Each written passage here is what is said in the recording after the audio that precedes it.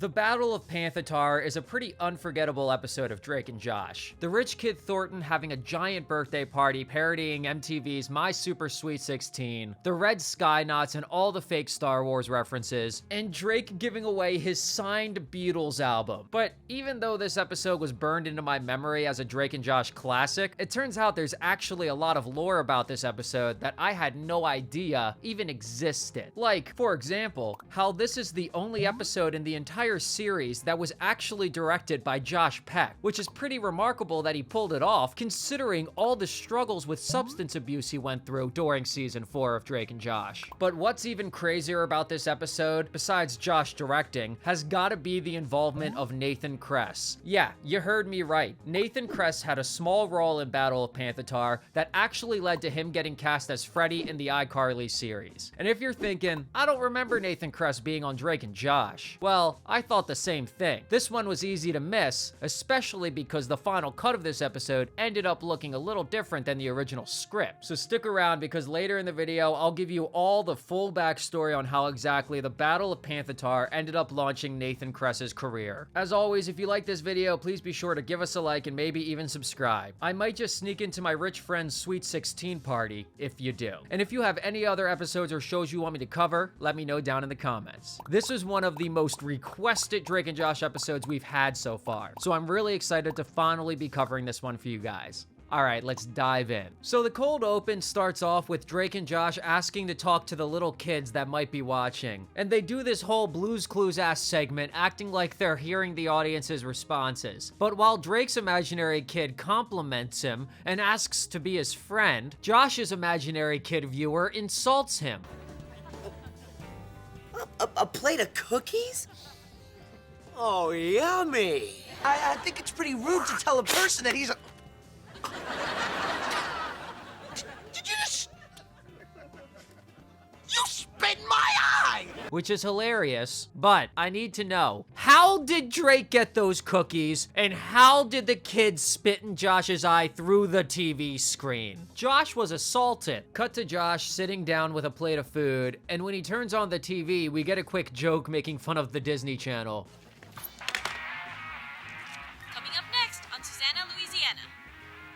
Nope. And this is pretty typical of a Dan Schneider show to throw some shade at Disney. In fact, in iCarly, they dedicate an entire episode to making fun of the Dingo Channel, which is really the Disney Channel, which I made a whole video covering that episode if you care to check it out. But finish this video first, come on. Hell, even the fake theme song for the show sounds kind of like the Hannah Montana theme song.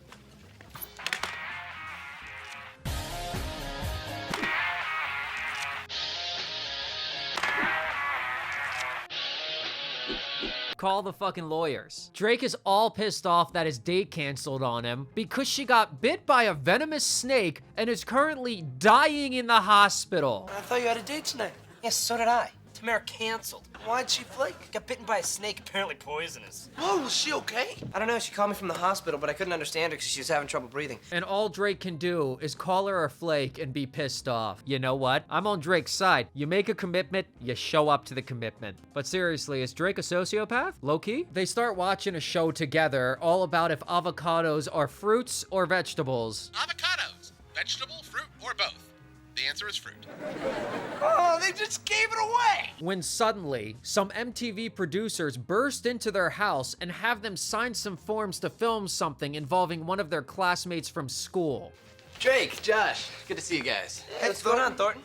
Well, I'm turning 16 next week, and MTV showing my birthday party on Dude, I'm 16. Buddy, I'm turning 16 next week. This actor is claiming to be 15 years old when he was actually 28 at the time of filming. 28! That's almost 2 times 15. He also doesn't look look at what Freddie Benson looks like at that age. This guy doesn't look 15 at all. Also, it's kind of weird to me that they're allowed to name drop MTV, like the real name of the network, but they're not allowed to use the real name of the show they're clearly referencing, which was My Super Sweet 16, a reality show from 2005 that showcased rich kids having outlandish parties for their 16th birthdays and acting like brats whenever the Ferrari would be the wrong color. Don't tell me my car now. I told her not to get it. I wanted it in my party. I didn't want the car. That's not even the car you wanted. Great show. If you've never seen it, give it a watch. Since Nickelodeon and MTV are both owned by Viacom, shouldn't they be allowed to just name drop the real show? In fact, in the episode Drake and Josh in, they literally name drop MTV Spring Break. Y'all, I'm Jadey Warfield, and this is MTV Spring Break coming at ya from beautiful San Diego, California. Which I'm pretty sure is a name brand property. What the fuck? Also, what the actual hell is Thornton wearing? You're telling me the richest kid in school walks around dressed like that? Thornton tells them the party's gonna be hot. Well, it's gonna be hot, Keep it hot. but it's a tight list. Only the 50 coolest kids I know. But then my mom said if I invited Drake, I had to invite you too. So he's only inviting 50 people, and Drake and Josh are two of them? We've literally never seen them interact before. Does Buddy have no real friends? The TV producers overhear the discussion on TV about whether or not an avocado is a fruit or a vegetable, and they get pretty into it. They're saying an avocado is a fruit. It is. It's a vegetable. It's a fruit. Avocados ain't sweet. A fruit doesn't have to be sweet. Yes, it does. Then explain the lemon. Okay, that's a cheap shot. I just always remember this part from when I was a kid. And to be honest, moments like these are why Drake and Josh is such a classic. These characters don't even have names. Yet I think a lot of people who watched this show growing up could still to this day quote these lines. Cut to Josh bragging to Crazy Steve about the cool party he's gonna go to. You saw Galaxy Wars? I love that movie. Well, at the party, MTV's gonna have some of the actual Red Skynauts there to reenact the scene. And fun fact, Jerry Trainer also had to play a nerd who's a big fan of Galaxy Wars in iCarly as Spencer. I thought you said this is one of the actual proton cruisers used to film Galaxy Wars. It is.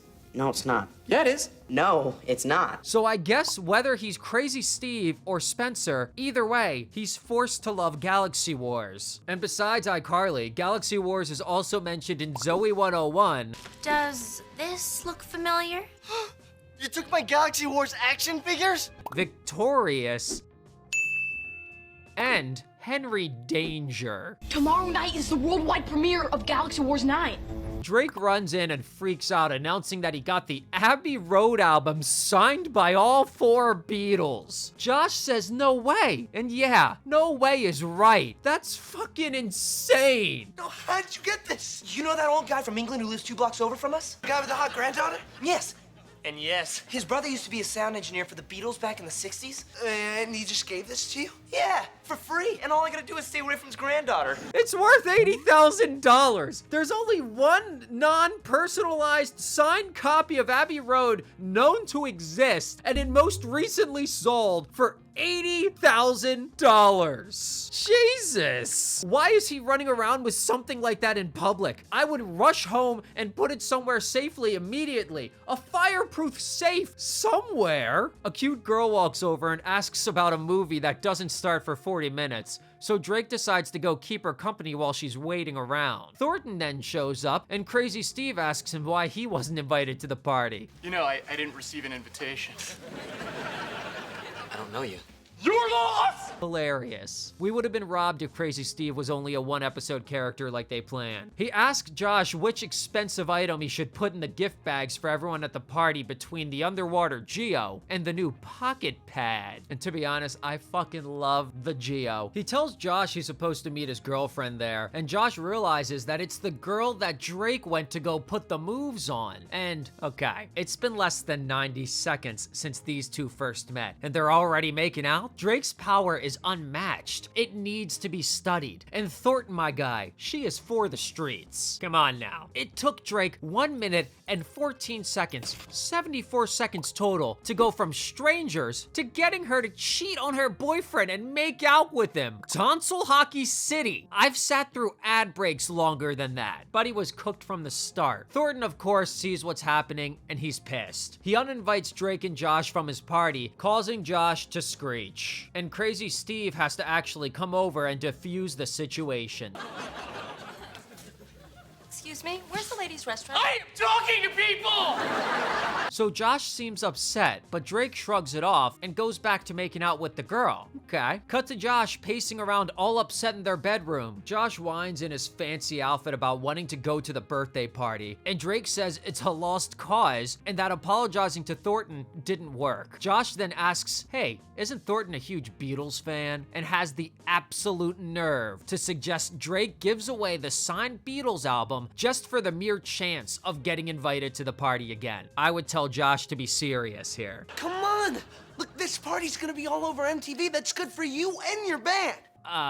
If they get re-invited, Drake's gonna go to the party as a guest. He's not goddamn performing. It has absolutely no relevance to helping advance his music career. Yeah, but plus, they're giving away gift bags with free underwater geos and pocket pals. But even if the Geo, which is meant to be an iPod, is an expensive item normally, there is no way the monetary value is higher than that of a signed Beatles album. Hey, so I'm trying to figure out what I should put in all the gift bags for the party guests. MTV's letting me spend $500 per person. And remember, the Beatles record is worth $80,000. Josh's final argument is that the Galaxy Wars people are gonna be there, and this actually somehow wins Drake over and convinces him that it's the best idea to give the album away. Unacceptable. The Drake I've known and loved for the past 4 seasons is a music fiend and would have never prioritized Galaxy Wars over the Beatles. I'm screaming at the TV, shaking my fist. If that was me, you'd have to pry that album from my cold dead hands, and even then, call me Charles Galloway, I'd come back to haunt your motherfucking ass until I got my album back. Cut to Club Diego, and is it the same night? They're both wearing different clothes now, but it kind of seemed like they were headed out the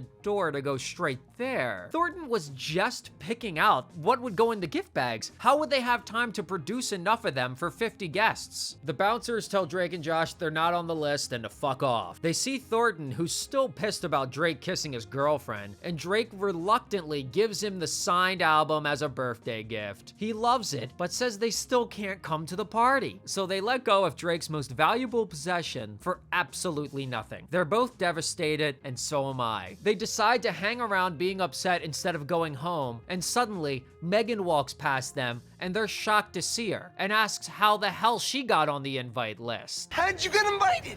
Well, Thornton's little brother has a thing for me, so he invited me, and I figured, you know, why not? Well, can you get us in? Can I bring a couple of guests? Sure. No. And this is pretty funny when you consider that the episode before this one, Megan's first kiss, ended with her telling them that she loves them and giving them little kisses on the cheek, and yet she still won't help them in the situation. Savage, and I love it. And did you catch Megan mentioning Thornton's little brother? Well, Thornton's little brother has a thing for me, so he invited me, and I figured, you know, why not?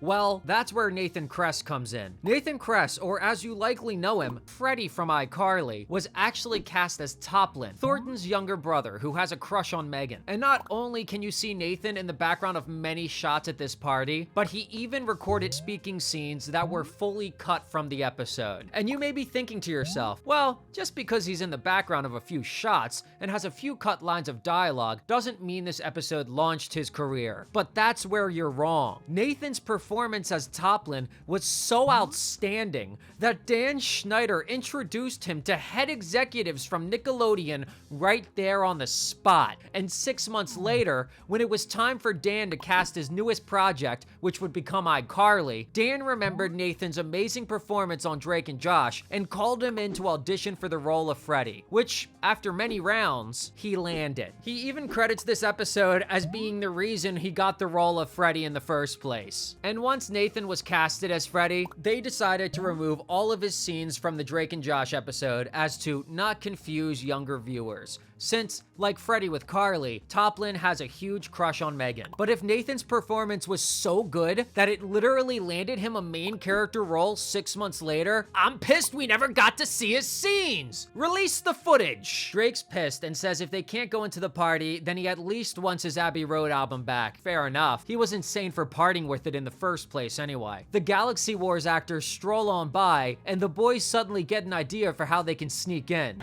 Would you mind if we took a picture with you guys? Sure. Wait, actually, you know what? There's not enough light out here. Do you mind if we take the picture in that dark alley over there? No, not at all. Come on.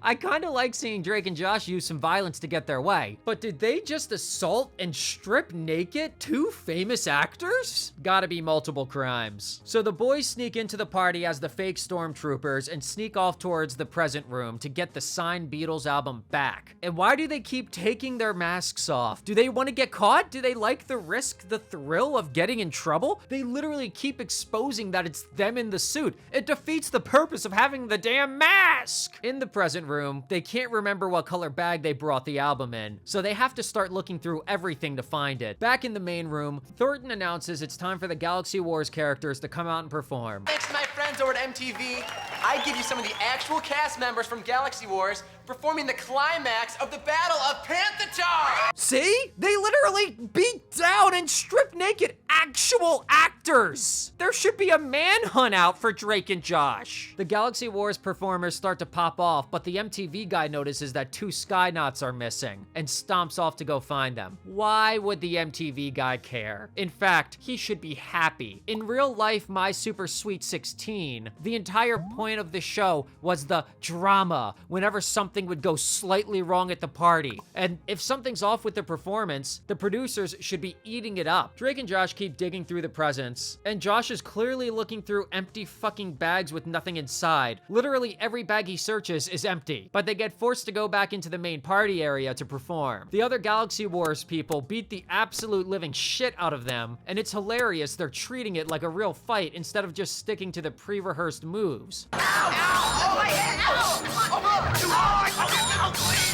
Will you stop hitting us? Clearly we don't know the choreography. So Drake and Josh get exposed for sneaking into the party, but Drake says he ain't leaving till he gets his album back. He runs back into the present room while Josh brandishes the prop lightsaber as a weapon to hold everyone off. Drake runs back out again a second later, clearly empty-handed, and they make a break for it. For some reason, they run to the premiere instead of going home? Why? People were directly chasing after them. At what point did they give up the chase? I'm curious. That was close. Hey, sorry we didn't get your album back. Didn't we? Where the hell did he pull that out of? Was it in his fucking asshole? Seriously, come on. This was important to the plot of the episode. He didn't have the record. Let's be real. When he was running out of the party, he didn't have it. When he got to the premiere, he didn't have it. Then in this different shot, he pulls it out of his literal asshole. Bro's a magician. How hard would it have been to show him carrying it? It would have been so simple. Yeah, you wouldn't have had the plot twist of, oh, did he get it or did he not? Well, of course he's gonna get it. Some hot babes ask them if they're really from Galaxy Wars, and they lie and say yes. Big W's all around this episode. They get the album back, they made it to the party, and they now have these crazy outfits and props they stole from an actual hit movie. And on top of all that, they're getting attention from babes. But hold on a second. The theft of a prop lightsaber and prop Skynaut suit could have been a grand theft. If these were screen-used props, the amount they're worth is unimaginable. Darth Vader's lightsaber sold for $3.8 million fucking dollars not too long ago. So yeah, I think they're grand criminals. Also, let's talk about this for a second. The two Skynauts they beat down and stripped naked in the back of an alley earlier in the episode are never seen or heard from again. I think they're fucking dead. Easy, it'll only take you a second. Dark alley shoot. Come on. The final scene is a nerdy lightsaber fight in their bedroom, and that's that. They're just flexing the stolen property and having a good time. And I gotta point out that especially when compared to other episodes of Drake and Josh, this one was absolutely full of W's for the boys. They got to be on MTV. Drake got to make out with Thornton's girlfriend. They successfully sneak into the birthday party and get Drake's signed Beatles album back. They never get in trouble for the assault and battery they committed against those real actors from Galaxy Wars, and for that matter, they ended the episode with not only the $80,000 Beatles album in hand, but also with stolen props from Galaxy Wars, which could be priceless. And so many other episodes end with the boys getting completely screwed over. Even the last episode right before this one, Megan's first kiss, they were both beat to shit at the end. So to be honest, it's kind of nice to see them get a dub in this episode. But enough of me yapping. What do you you guys think of Battle of Panthatar? Were you moved to tears by Nathan Kress's performance like I was? Or do you think they should have kept Josh out of the director's chair? Let me know how you're feeling in the comments, and let's kick it. And as always, I gotta give a special, throbbing, aggressive,